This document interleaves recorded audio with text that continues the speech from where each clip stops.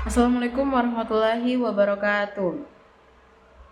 Pertama-tama marilah kita panjatkan puji dan syukur atas kehadirat Allah Subhanahu wa taala, berkat limpahan rahmat dan karunia-Nya sehingga kita dapat diberikan kesehatan untuk mempresentasikan hasil diskusi kami.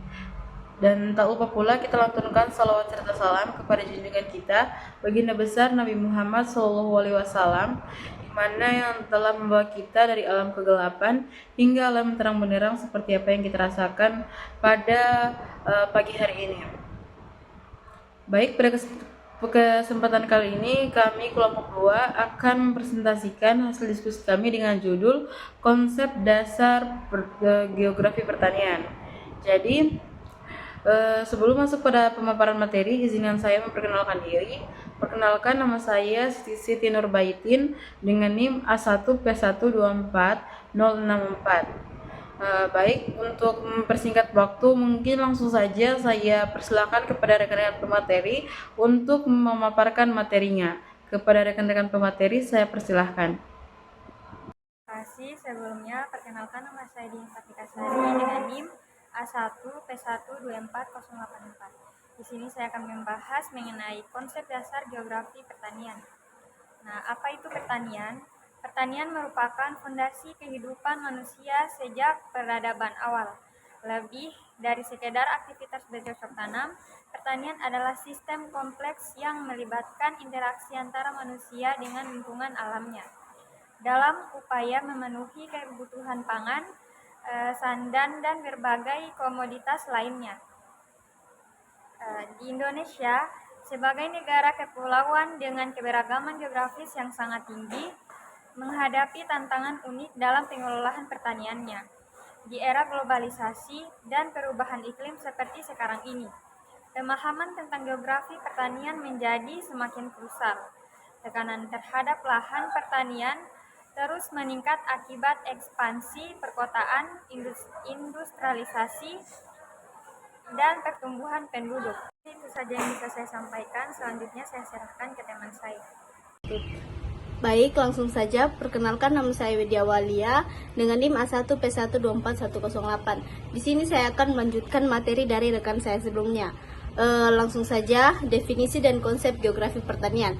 Geografi pertanian merupakan cabang ilmu geografi yang mengkaji distribusi spasial aktivitas pertanian, hubungan antara kondisi alam dan sosial dengan pola penggunaan lahan pertanian, serta dinamika sistem pertanian dalam ruang dan waktu. Adapun hal-hal yang perlu dipahami dalam geografi pertanian, aspek distribusi spasial menekankan bahwa geografi pertanian tidak hanya tertarik pada apa yang ditanam dan bagaimana cara, terutama pada di mana aktivitas pertanian berlangsung dan mengapa pola distribusi tersebut terbentuk. Adapun hubungan antara kondisi alam dan sosial dengan pola pertanian, yang menunjukkan bahwa geografi pertanian bersifat integratif. Dinamika dalam ruang dan waktu mengindikasikan bahwa geografi pertanian tidak statis. Baik, terima kasih. Assalamualaikum warahmatullahi wabarakatuh. Perkenalkan, nama saya Nur Hafizode dengan NIM A1P124-096. Kali ini saya akan melanjutkan materi dari rekan saya, yaitu dimensi-dimensi dalam geografi pertanian. 1. Dimensi keruangan atau spasial. Dimensi ini merupakan ciri paling khas dari geografi pertanian, yaitu lokasi, distribusi, dan pola penyebaran lahan pertanian menjadi fokus utama analisis. Kedua, yaitu dimensi ekolog. Dimensi ekologi menekankan pada interaksi antara manusia dengan lingkungan fisik dalam konteks pertanian. Pertanian pada hakikatnya adalah manipulasi ekosistem alami untuk tujuan produksi pangan. Yang ketiga, yaitu dimensi sosial ekonomi. Pertanian tidak berlangsung dalam vakum sosial ekonomi. Faktor-faktor seperti tenaga kerja, modal, teknologi, akses pasar, harga komoditas, dan kebijakan pemerintah sangat memengaruhi keputusan petani.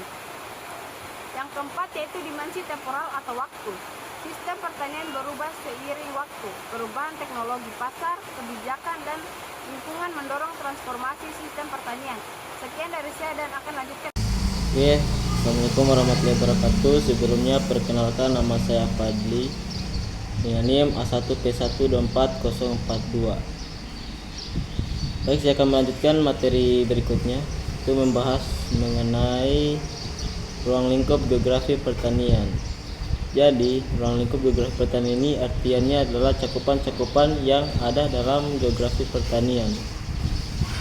Cakupan geografi pertanian sendiri itu ada 4 ya. Yang pertama ada faktor fisik, kedua sosial, 3 pola keruangan, dan isu global yang terakhir. Nah, faktor fisik dalam pertanian juga itu lagi cakupannya ada 4. Pertama lahan dan tanah, kedua iklim dan cuaca, ketiga ketersediaan air, dan keempat topografi dan geomorfologi. Untuk faktor sosial pula terbagi menjadi 4 juga.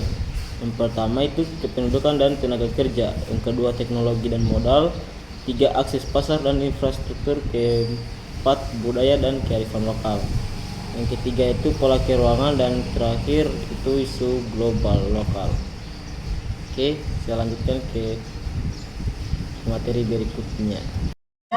Baik, terima kasih. Sebelumnya perkenalkan, nama saya Anggun Pratiwi dengan NIM A1P1240002. Langsung saja, teori lokasi pertanian. 1. Teori von Thunen tahun 1826.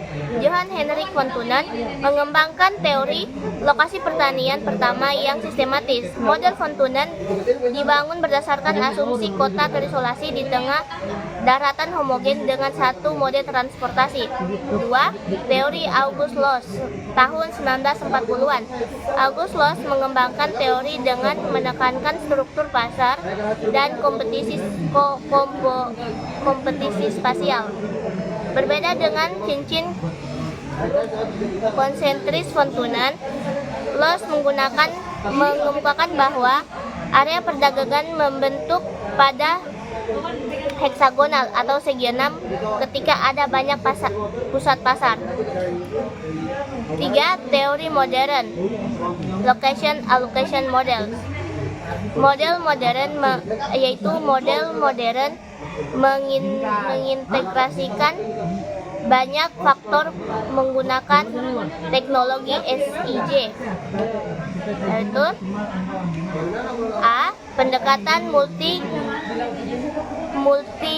kriteria, yaitu faktor biotik, ekonomi, sosial, lingkungan, kebijakan. B. Penggunaan SIJ, yaitu pemetaan kesesuaian lahan, analisis jarak, dan aksesibilitas. Kemudian C. Climate Change Adaptation Model, yaitu proyek perubahan kesesuaian bahan. Kemudian D. Participatory GIS, yaitu mengintegrasikan pengetahuan lokasi pertanian. Baik, mungkin itu saja. Saya kembalikan kepada pemateri selanjutnya. Oke, baik. Pertama-tama perkenalkan, nama saya Hermawati dengan NIM A1P1240012. Pada kesempatan kali ini saya akan menjelaskan materi kami yang berjudul Sistem Geografi dalam Perspektif Pertanian. Yang pertama yaitu pertanian subsisten. Karakteristik umum dari pertanian subsisten ditujukan untuk memenuhi kebutuhan konsumsi keluarga petani sendiri. Ciri-cirinya yaitu yang pertama produksi untuk konsumsi sendiri, yang kedua skala kecil 0,5 sampai 2 hektar, yang ketiga yaitu skala input dan teknologi sederhana, yang keempat diversifikasi tanaman, yang kelima strategi menghindari risiko. Yang bagian kedua yaitu pertanian komersial. Karakteristik umum pertanian komersial berorientasi pada produksi untuk pasar dengan tujuan memaksimalkan keuntungan. Yang pertama yaitu produksi untuk pasar, yang kedua persialisasi komoditas, yang ketiga skala besar, yang keempat intensitas modal dan teknologi, yang kelima terhubung pasar global. Mungkin itu saja dari saya. Sekian, terima kasih. Baik, terima kasih. Sebelumnya perkenalkan, nama saya Risna Mariska dengan NIM A1P1240022. Langsung saja, 3. Agroforestry.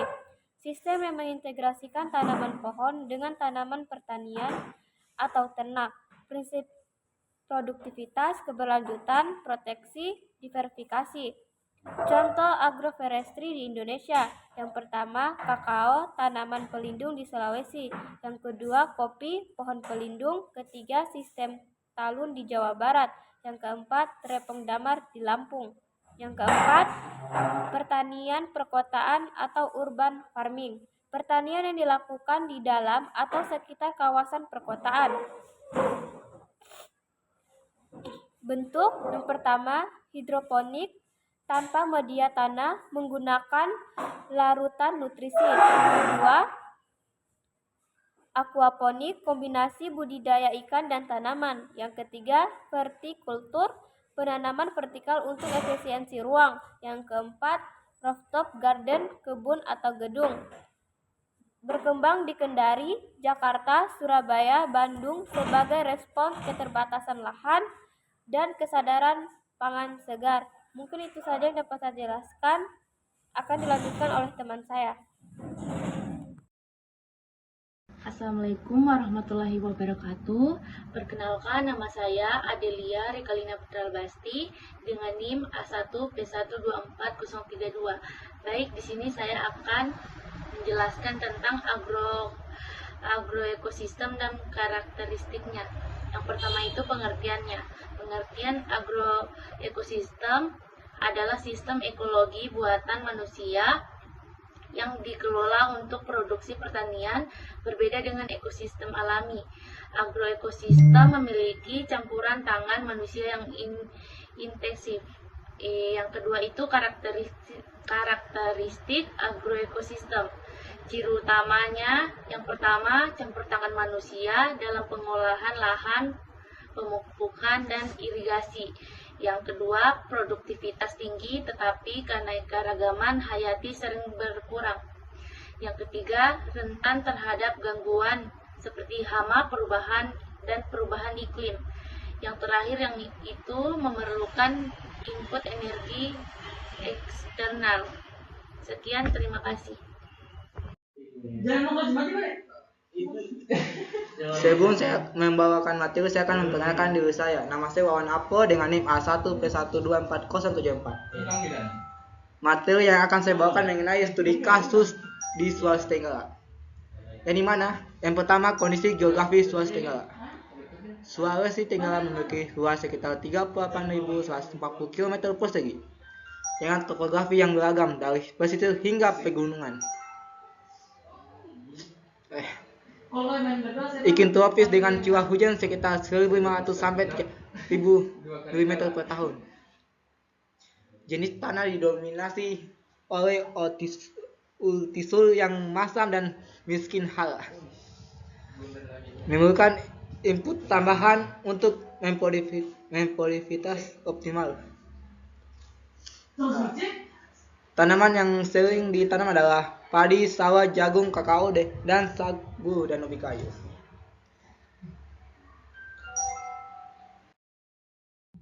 Yang kedua, pola distribusi spasial pertanian. Pola distribusi komoditas di Sulawesi Tenggara menunjukkan pengaruh faktor geografi. Yang pertama itu zona pesisir sekitar 0 sampai 100 mdpl. Yang dimana tumbuhannya itu kelapa, sagu, ubi kayu, padi. Berikutnya zona dataran rendah atau sedang dengan ketinggian 150 sampai 500 mdpl. Yang dimana tanamannya padi, jagung, kakao. Itu saya materi yang saya dapat bawakan.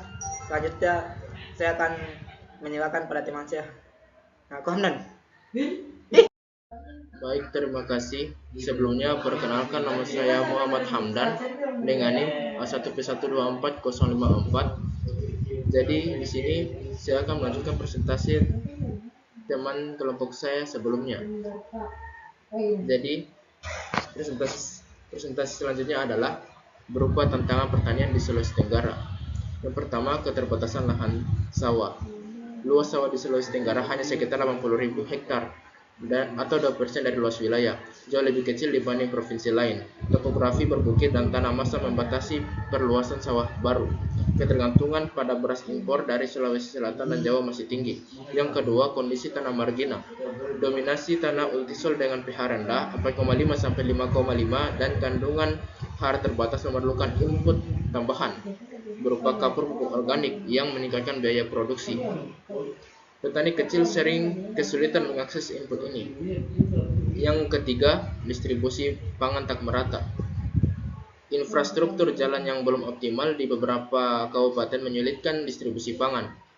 Biaya transportasi tinggi membuat harga pangan di daerah terpencil lebih mahal.